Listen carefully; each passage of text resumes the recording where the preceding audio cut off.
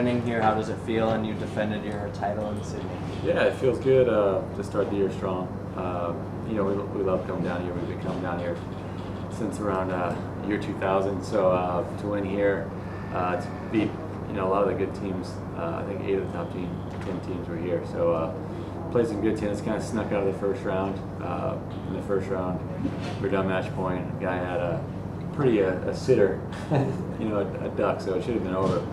But I felt like we were playing with the house's chips, and we continued to play good tennis the rest of the night. One of you picked that ball up off the ground, right? Yeah, Mike had a great reflex.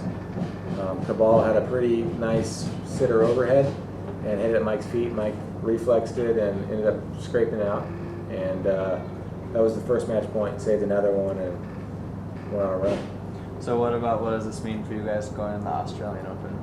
Yeah, it's all about confidence, and to win here will give us a lot of confidence going into the Aussie. It's probably our favorite slam.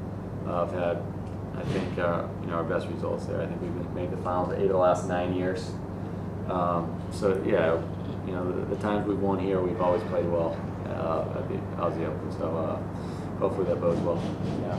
So what about you guys when you're playing music? A lot of your fellow tennis players have joined in. Andy Murray's done some rapping here and there. Who's the most talented of all the players that have joined you guys? Yeah, Murray did a pretty good job rapping. I mean, I gotta say, Djokovic, he was pretty talented. He was feeling the groove. He knew where to come in. He had fun with it. He's a good dancer. He's a showman on stage. He's actually joined us in a few gigs and really ate it up. Who else plays? Mirnyi plays a little guitar. He has a great version of Knockin' on Heaven's Door. That's his go-to song. I don't know, it's kind of the new generation of players aren't as musically talented as the former generation, like Gustavo Clerton played a good bass guitar. Who else was pretty good? Jared Palmer, former #1 in the world, great on the piano and very musically talented. But now it's kind of us, and Mirnyi hacks around. And actually, Kevin Anderson, who's in the finals here tonight, he's playing guitar in the room next to me, and I guess he's just starting to learn the chords. So in another year or so, he might be ready to go. A few lessons to teach him.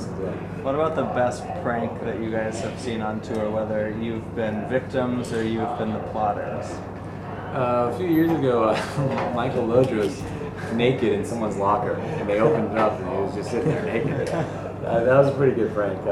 Were you involved in that, or no? He's a jokester. I wasn't I didn't see the prank, but we were on Richard Branson's island, Necker Island, for an exhibition about a month ago. And he told me that Brooklyn Decker and Andy Roddick came to stay at his island, and they're all having dinner. And he told Andy, "Hey, let's go for a swim." And it's a beautiful beach there. It was at night. And they're swimming, and Richard came in out of the water, blood all over him, climbing up the beach, and saying, "Shark attack!" And he was bleeding everywhere.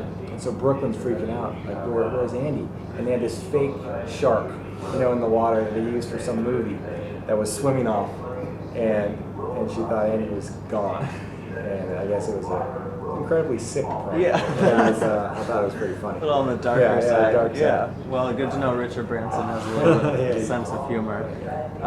What about Michaela and all her photos? Who's been the biggest Michaela fan, and maybe who didn't she like that much? Well, Djokovic has been really sweet with her. They've done like 3 tweets, a bunch of photos, and he's always really nice to her. He's going to be a good dad. Federer was great with her. Who did she not like? She's too much of a friendly baby, and she liked them all. There's been no throwing up incidents? Or... No. She cried with someone. Oh, she's this happy baby. Yeah, I mean, she's taking pictures with Will Ferrell, Adam Sandler, Eva Longoria, all the tennis players, and she's getting close to 8,000 followers on Twitter. Big time. And I think she wants to tweet again tonight, so look for it. Yeah. I think I got a preview of that tweet. I'm excited about it. When was the first time you guys ever chest bumped? Do you remember that? Yeah, our first chest bump was at Stanford University. Mm-hmm. Our freshman year, one of our first matches, we just decided to do it. I don't know, we were big fans of the Jensens, and they've been doing it for years. And we threw it in there, and our fans at Stanford loved it. The next day, we were on the cover of the Stanford Daily News.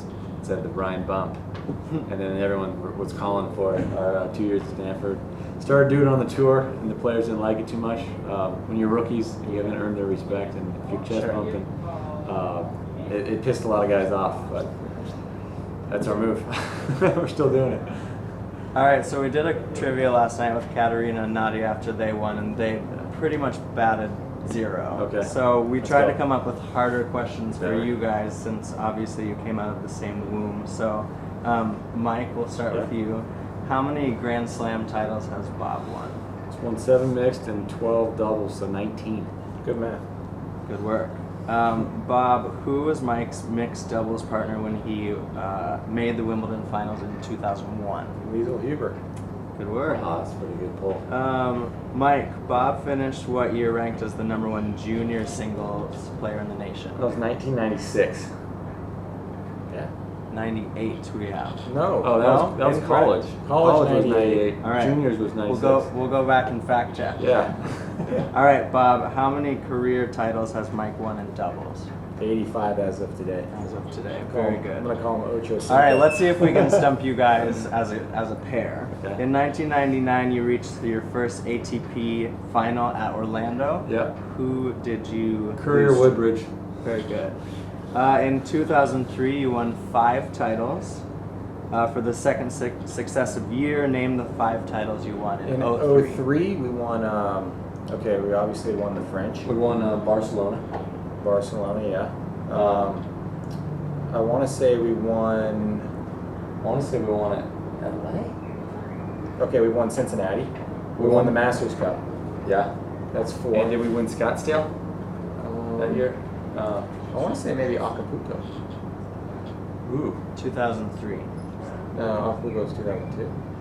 No. We lost in 2003 Acapulco. I have 4, right? You have 4. You need a 5th. I'll tell you, Basel? Acapulco is not the correct Yeah, answer. no, Okay, I'm not taking. Okay, in the fall we won the Masters Cup. We lost the finals of the Open. We won Cincinnati. Did we win LA? That's the question. Did we win LA? No We won comment. LA 6 times.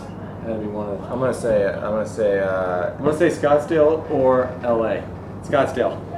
We have Nottingham. You won Oh, Nottingham. Oh yeah, Little Wimby warm up. that was right. Yeah, he was right. Okay, yeah. All right, so we stumped you. Stumped? That's Congratulations, guys, once again, and good luck at the Oscar. All right.